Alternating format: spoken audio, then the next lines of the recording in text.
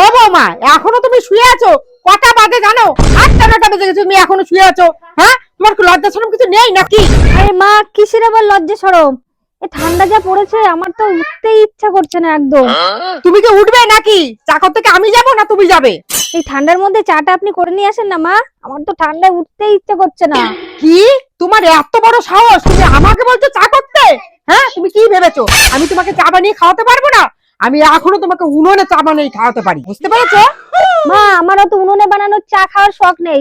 আপনি ওই গ্যাসে বানিয়ে নিয়ে আসেন, আমি গ্যাসে বানানো চাই খাবো। জান মা। ঠিক আছে, তুমি যখন বলছো আমি তখন চা বানিয়ে নিয়ে আসছি। আর লোকে এসে যদি বলে যে বৌমা শুয়ে আছে আর শাশুড়ি যাচ্ছে চা বানাতে, তখন? মা, লোকে যে যাই বলুক না কেন, আমি কি লোকের ঠেকা নিয়ে বসে রয়েছে নাকি?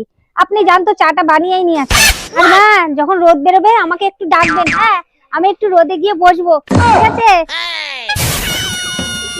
আলসে কুড়ে বৌমা একটা পাইছি আমি।